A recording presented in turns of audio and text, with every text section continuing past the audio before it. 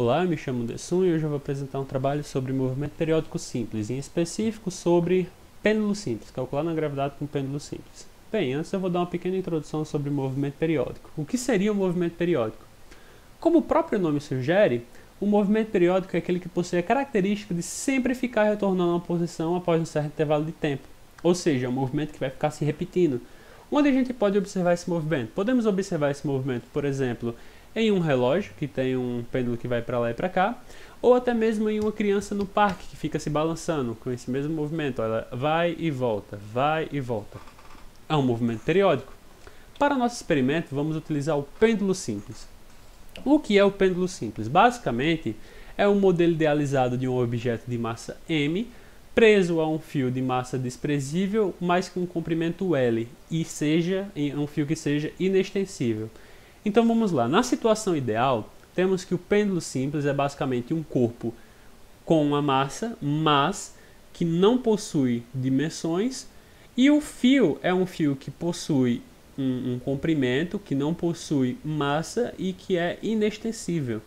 Mas o que acontece na realidade? Bem, na realidade sabemos que qualquer corpo que nós colocarmos lá vai ter uma dimensão, e sabemos que qualquer fio vai ter uma massa. Ou seja, para que nosso resultado calculado seja o mais próximo do ideal, nós temos que fazer o quê? Nós temos primeiro que colocar um corpo em que a dimensão dele, por exemplo, o diâmetro dele, seja muito menor em relação ao comprimento do fio, e nós temos também que esse corpo tem que ter uma massa muito maior em relação à massa do fio. Dessa forma, vamos ter um resultado mais próximo do ideal. Então, durante as nossas aulas aprendemos algumas coisas. Por exemplo, a frequência angular de um pêndulo para pequenas oscilações é essa daqui, a raiz quadrada de g sobre L, no qual g vai ser a nossa gravidade e L vai ser o comprimento do nosso fio. A frequência e o período correspondentes também conseguimos calcular através dessas equações, mas vamos utilizar qual? Vamos utilizar essa equação aqui do período. Então vamos lá. Para calcular o nosso período, sabemos que ele vai ser equivalente a 2π sobre a nossa frequência. Então, isolando a nossa frequência, vamos ter 2π sobre t. E também sabemos aqui que a frequência vai ser equivalente à raiz quadrada de g sobre L, que foi o que nós vimos aqui, a nossa frequência angular. Então, se pegarmos esse valor aqui e substituir aqui, vamos ter que 2π sobre o período vai ser igual a raiz quadrada de g sobre o comprimento. E se isolarmos o nosso g, vamos ter que g vai ser equivalente a 4π ao quadrado de L sobre t ao quadrado. Ou seja, a nossa gravidade vai ser equivalente a 4π ao quadrado multiplicado por comprimento do nosso fio, dividido pelo período de oscilação, que é o tempo dele ir e voltar, ao quadrado. Então vamos lá, para o nosso experimento eu utilizei um fio dental, ou seja, um fio que tem uma massa muito pequena, e também utilizei como pêndulo um corpo que eu mesmo fiz, que foi com gesso. Eu peguei uma tampinha de desodorante spray, preenchi com gesso e coloquei o fio aqui na parte central. O nosso fio tem um comprimento de aproximadamente 31 centímetros, porque eu não sei se dá para você observar, mas aqui na parte inferior da régua tem um pequeno espaço que fica sem ser medido, um pequeno espaço em aberto, e aqui também em cima vai ter alguns erros. Sem falar que o fio também continua aqui para dentro do nosso corpo. Para fixar o nosso pêndulo, eu utilizei uma escada metálica, apoiando aqui ela na cama, e amarrei o nosso pêndulo aqui, ó, dá para você observar. Coloquei uma régua aqui só para ficar mais fácil de visualizar as oscilações. E vamos lá para o vídeo do experimento. Aqui vai ser já o experimento, deixa eu retornar aqui. Enfim, eu não consigo voltar para o 0, já está no 2, mas é basicamente isso. Eu calculei o tempo para ele fazer 10 oscilações. Na 10ª oscilação eu vou parar o cronômetro. Olha só. 10 oscilações.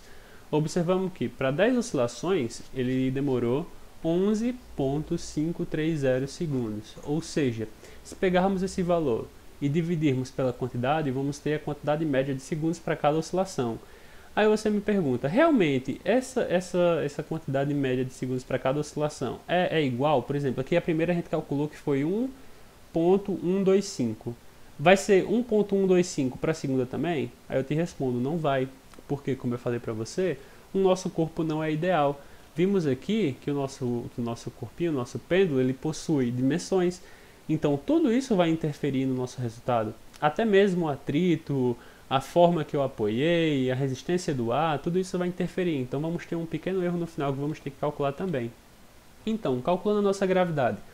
Se nós sabemos que a gravidade é 4π ao quadrado de L dividido por t ao quadrado, vamos ter que 4π ao quadrado multiplicado por 0,31 metros, que é o nosso comprimento do fio, 31 centímetros, dividido por 1,153 ao quadrado, que é o tempo para cada oscilação médio, vamos ter que a nossa gravidade aproximada, aqui aproximado aqui, faltou o sinalzinho de aproximação, de mais ou menos, vai ser mais ou menos, vai ser equivalente, mais ou menos 9,20 metros por segundo ao quadrado.